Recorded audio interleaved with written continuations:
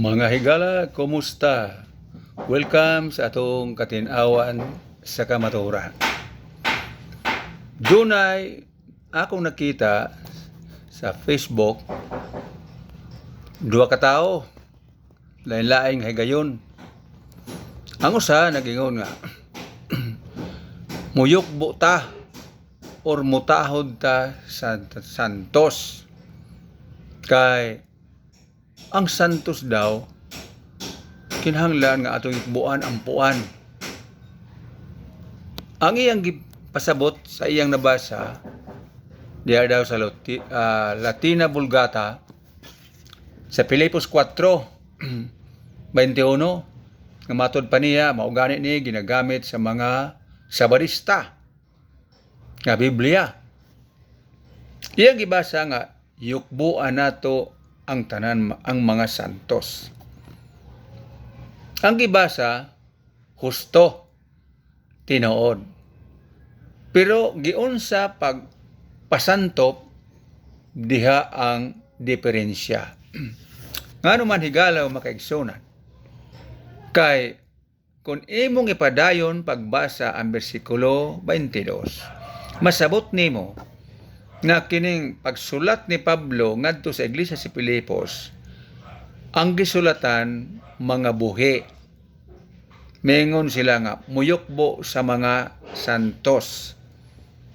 Ang pagsabot siguro ning tawhana nga mao si Mr. Gapo nga itong mga santos nga nangamatay na daw, nga tuan na sa langit, dili na mao Mr. Gapo.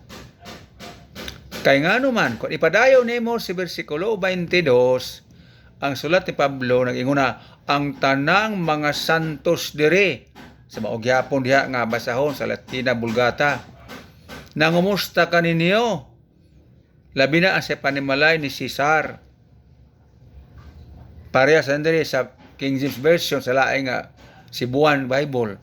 Kanang ingon yukbuan diha sa Latina Vulgata, ipangumusta o kumustahan ninyo.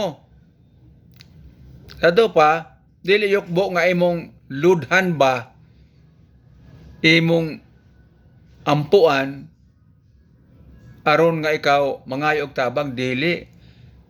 Kay kanang pulong yukbo diha, puparehas sa bitaw ang posisyon sa mga Hapon, sa mailang ipakita ilhanan sa ilang pagtahod, kanang mo yuko ba sa ulo ba, ana ba muyukbo mo na mo ipasabot, dili ka muyukbo nga muluhod aron mangadyo og tabang o pagampo.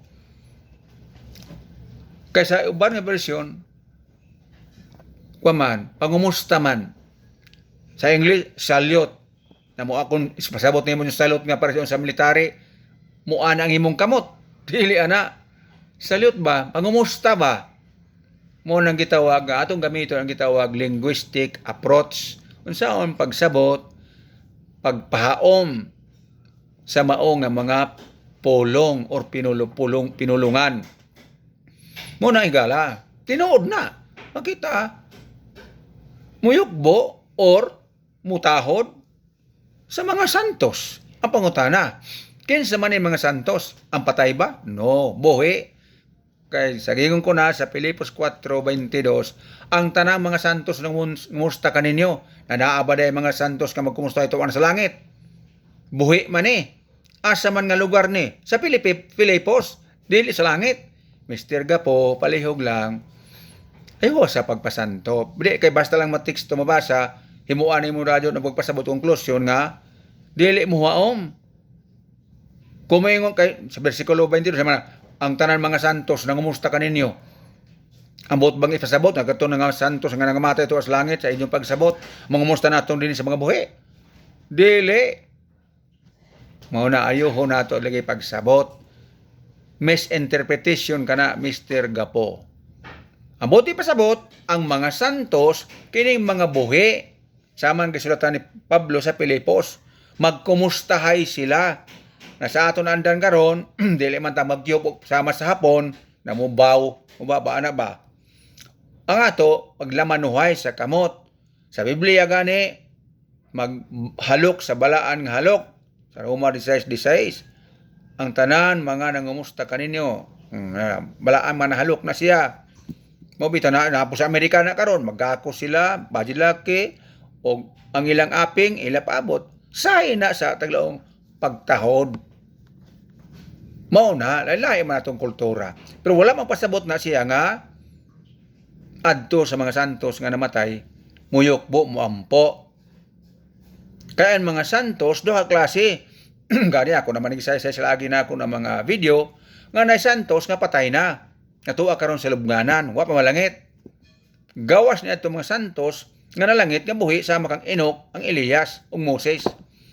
Gawas ana, wa na ko'y nabasa. Kung naa magaling, basi sabtong kanang sa Mateo 51, 52, 53, kaya itong pagkamatay ni Kristo, at itong mga balaan nga nangamatay, na mangong ka sa lubnganan, ug niya, ituhuan nga sa Filipos 4, sa city nga pagkayab ni Kristo sa langit, unya nagdala siya og bihag, maudaw kung nagto ngadto sa bersikulo 8 sa Filipos. So o Efeso karon naklaro na dili magyukbo kita ngadto sa mga santos nga patay. Kaya ang ipasabot ni Pablo sa Filipos 4:21-22, mga santos nga buhi, magkumustahay. Kay kitang mga santos nga buhi, mao nang gisulatan ni Pablo. Basara lagi ninyo kanang Roma, Kapitulo 1, kanang sa Korinto. Naa ka namang introduction sa sulat. Ang tanang mga santos sa Roma, sa Korinto, sa Filipos, asa na ka na lugar. Sulatan din ni Pablo kanang santos nga patay, buhi man na. Kaya ang tao mahimong santos, bisag buhi pa, para masabtan ni gapo og subang nga naminaw nga buhi pa ta mahimong tang santos. Pinaagi kang Kristo og sa Holy Spirit, unang Korinto 6:11, Roma 15:16, og sa pagsalig kang Kristo, Buhat 26:18. Mauna ito pa naay santos nga buhi, naay santos nga patay. Ang santos nga patay magpahulay, di na sila nato madisturbo. Ang santos nga buhi, mo ni mukaon, mo inom, mo lakaw, mo sulti, mo simba, mo ni kitag magkumustahay kamo. Mo na diha ang giingon ni Pablo nga mga santos. Karon, ari na po sa isang katao nga nag-ingon nga ang santos makaluwas. Gigamit niya ang unang Korinto 9:22. Kasi Pablo naninguha siya kay aron luwas niya ang mga tao. Tinuod ba na? Yes. Pero pangutana, kini si Pablo sa iyang pagsulat nga sa Korinto, buhi pa na siya o patay na? Dapat magbasa ng Biblia, tanaon ang panahon, ang kahimtang. Di lang kay maghimo lang dahil yung konklusyon nga, mauna siya, mauna. Buhi pa ni si Pablo. Naningkamot si Pablo, isip nga siya sulugoon sa Ginoo, ministro, magawali, sa pagbuhat sa iyang bulwaton para kadtong mga tao nga iyang gisangyawan, mutuo, mudawat sa iyang gidalang mensahe, maluwas. Tinuod na nga makaluwas, pero buhi pa na si Pablo. Ang utana, pagkamatay ni Pablo, makatabang pa si Pablo? Di na. Kasi pwede 14:13, ang kadtong mga nangamatay di sa Ginoo, mapahulay naman sila.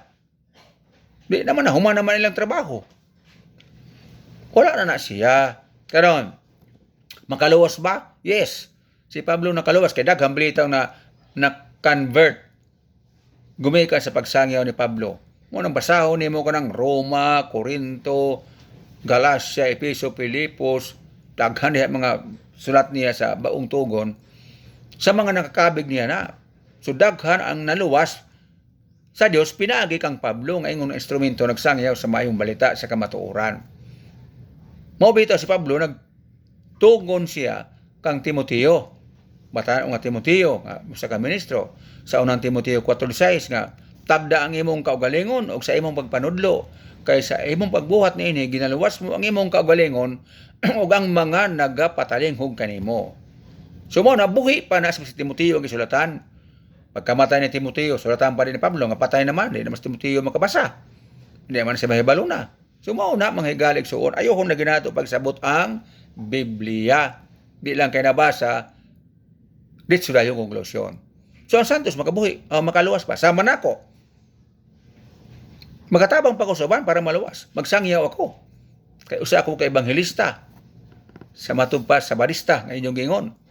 So daghang bitaw ang nakabig nagkabautismo tungod kay nakasabot sila sa mensahe nga akong gidala, nagdesisyon sila nga magpabautismo isip nga pagdawat sa kamatuoran nga akong gisulti. Nahimo sila membro sa Seventh Adventist pangutana, lawas sila. Maluwas, oo. Kaya mo itong kabautismo, maluwas man. So muna mga higala o mga kaigsuonan. Karon, kinin si Pablo ug ang iyang kauban nagkinahanglan ba siya kaluwasan? Natural, sama nato, nagkinahanglan og kaluwasan. Pero kanus aman sila magkinahanglan og kaluwasan? Sa diha nga patay na sila o sa buhi pa? Natural, sa buhi pa sila. Mao gani nga si Pablo naghangyo siya sa mga kaigsuonan Kristohanon dito sa Tesalonika. Basta daw Mr. Gapo o katong usa ka tawo nga wala man magkusingalan to. Kanang ikaduhang Tesalonika kapitulo 3 1 ug 2. Naghangyo si Pablo sa mga Kristohanon sa Tesalonika nga iampo siya ug ang iyang kaubanan kay siya aron kami maluwas kanang pulong kami di siya ra iyang kauban sa pagsangyaw ba sama ni sila si Bernabe si Marcos kinsa pa tong iyang kauban aron daw sila maluwas sa mga tao nga mga dili Kristohanon. So nagpasabot nga samtang buhi pa di ay ang tao mag-inampo ay dili kailaw na si Pablo ray makatabang. Kita sabi ay makatabang ta sa kaluwasan ni Pablo sa una sa ilang pagsangyaw. O bitaw, basaha po ng Roma 15, 30-31. Basahan ninyo na. Sa ganito, Roma 15, 31. Mabasa gyapon susama ra dito sa Tesalonika nga naghangyo si Pablo nga magpaampo siya ug ang iyang kaubanan. So, dili po pasabot nga kita rin ang kinahanglan nga sa tabang ni Pablo o ni Pedro kinsa man nga para ta maluwas. Kung dili sila sabi ay naghangyo nga sa atong tabang nga para sa sila maluwas. Di ba? Maluwas man sa unsa nga paagi nga kaluwasan o sa klase nga kaluwasan, mag-inampo ay kita. O sa higalay soon, ang hinawta ko nga nasabta nato ni baliko na ako atong ayuhon pagsabot ang nakasulat sa Biblia para dili ta makasulti og sayop, di ta makapanudlo og bakak. Kay daghan ra ba sa mga tao nga motuo usab tungod kay wala magbasa Biblia o ka nagbasa Biblia wala magiyahi sa balaan nga espiritu. Atong dawaton ang tinuod o gusto, atong isalikway ang bakak ug sayop. Ang Dios magapanalangin kanatong tanan.